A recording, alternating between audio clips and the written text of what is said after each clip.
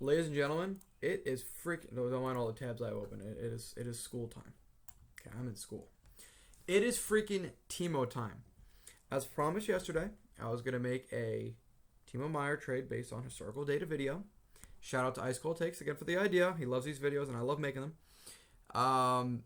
This one was one of the easiest ones I've ever had to make because in recent years, and I went back as far as 8 years for these trades. I don't want to do anything too crazy, go too far back in time. But in the past 8 years, there's been a lot of trades involving players in similar situations to that of Timo Meier. Speaking of which, this is what the data is based off of. Okay, pending RFA. So whether it's 1 or 2 years, he's a pending RFA, the individual in question. 26 years old or younger, it comes with being an RFA. It's almost superfluous to say that. Deals made within the last 8 years. Top young player within the organization that the asset's being traded away from. And when I say a top young player, I mean a young player that is playing in the NHL, is playing meaningful minutes, and is making an impact night after night. The team that drafted the players the one trading the player away is a apostrophe there because there's 2 players that scenario does not completely line up with. And you'll see who. And the order of comparables is loosely ranked in order. So the first set of players you see are going to be they're going to be comparables, but not the best comparables. And the best comparables, really, there's only 2 of them that I like the most, and those are the last 2. There's only 2 comparables that I'm really going to build a potential deal off of, but everyone else is a comparable, just not as much of a comparable, if that makes any sense.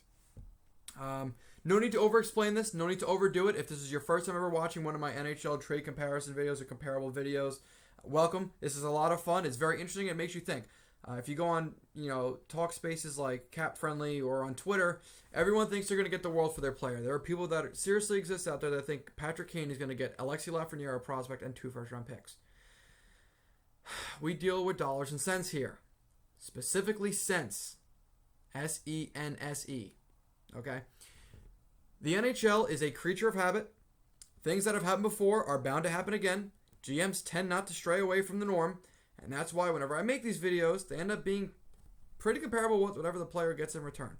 I forget who the player we did last was, but whatever they got traded for was like almost exactly what I had in my video, so this makes sense. So just stay along. This will be fun. Let's get right into it. So, all right, first and foreskin. Again, you can see how I'm saying not the most comparable, but comparable in a certain sense.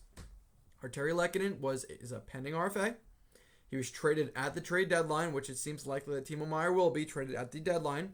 26 years old at the time of the trade. A valued young player within his organization. Middle 6 forward, 200-foot game, and sought after around the league. Arturi Lehkonen, a middle 6 forward, was traded for Justin Barron, a B-level prospect, and a second-round pick. So you have to assume right off the rip that Timo Meier will be traded for more than that, but we're establishing a baseline. Andreas Athanasiou, circa 2020. The year before this trade, Andreas Athanasiou was a 30-goal scorer, and he was pacing for about the same prior to being traded to the Edmonton Oilers. He's a pending RFA. He was not qualified by the Oilers because the Oilers suck, and it's a common L because they've never had good leadership there. Anyways, 30-goal scorer, 25 years old. Trade was made at the trade deadline. Andreas Athanasiou was traded for Sam Gagner, at that time a middle 6 forward. You could argue a bottom 6 forward, but we'll go with middle 6 just because why not? And 2 second-round picks.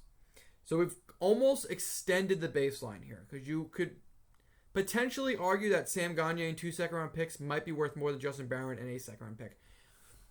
Hard to say that, but I don't know. Do you rather the potential of getting a good draft pick and drafting someone yourself or getting an already drafted prospect where you already have a decent idea as to where they're projecting?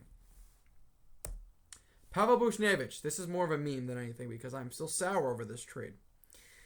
Traded in 2021, he was an active RFA, so he was currently a restricted free agent at the time of his trade. He was 25 years old. I believe it was his last RFA year, but I could be wrong. He might have had one more year after that. He was a top 6 forward, 200-foot forward, played on power play and penalty kill, so he was used all around. He was playing 18-plus minutes a night, similar to Timo Meier. I believe his points per game was like .89, which is less than was less than Timo Meier at this point in time, but you could argue that Pavel Buchnevich brought in more because he was killing penalties and doing more defensive things. Pavel Buchnevich was traded for a young middle 6 forward named Sammy Blais and a second-round pick. Not the greatest. Not a great comparable. I more threw this in here for memes to show how much of a jerk-off Chris Drury can be sometimes, and that he got 0 value for a now 70-point forward. Isn't that great? Isn't that exciting? Jacob Trouba.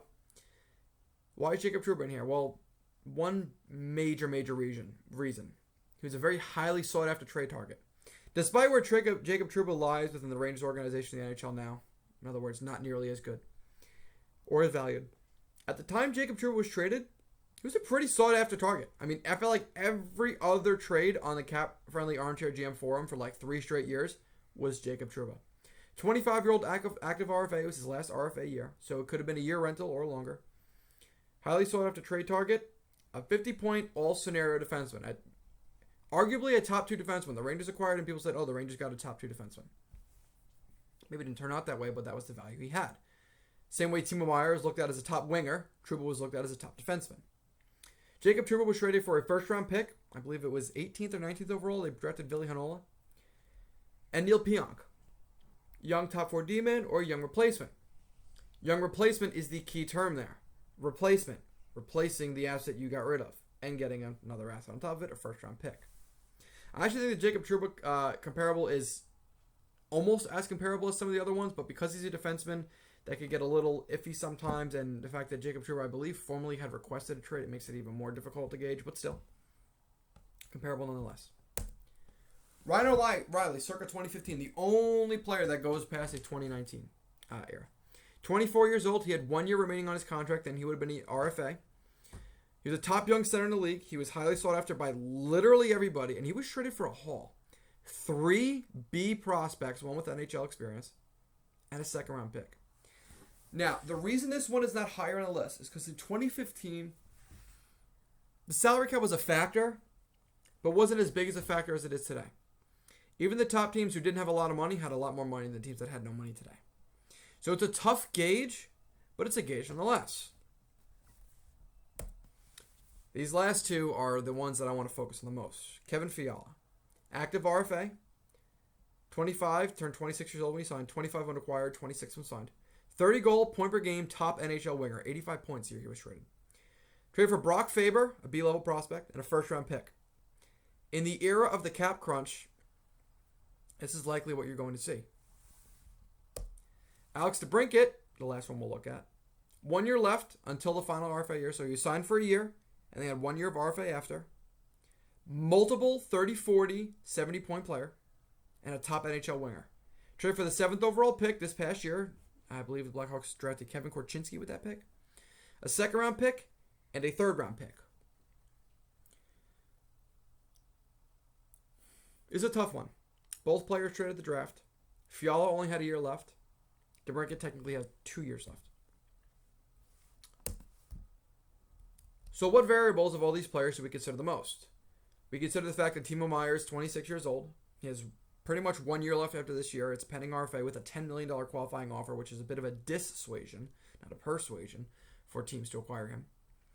30 goal, 70-point winger. He's done it before.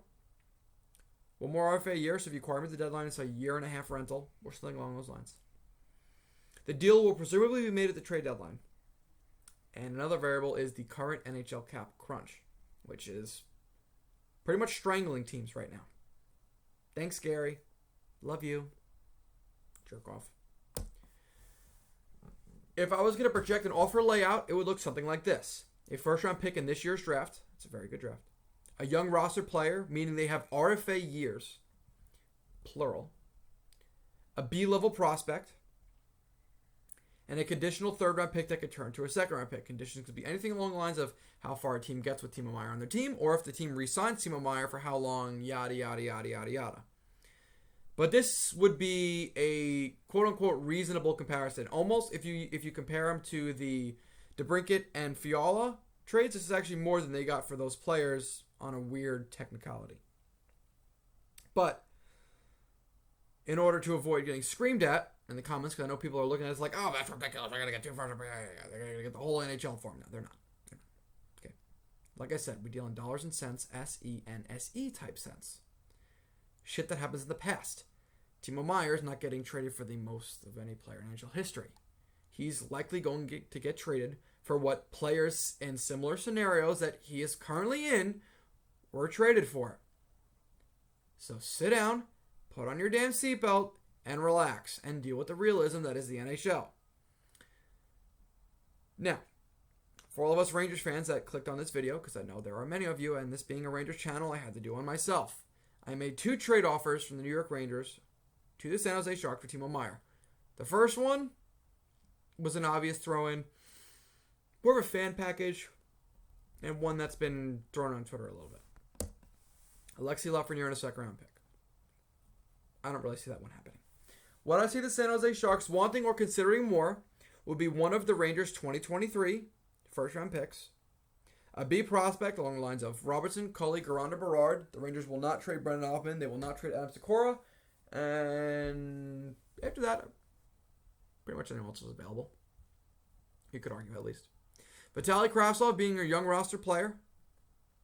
And a conditional third-round pick that could turn to a second-round pick if the Rangers advance to the Eastern Conference Finals in 2023 or 2024 if Timo Meier's on that team. And Timo Meier plays 50% of the playoff games to that point. This is probably the most realistic offer the New York Rangers are going to give, and the San Jose Sharks will be likely to accept.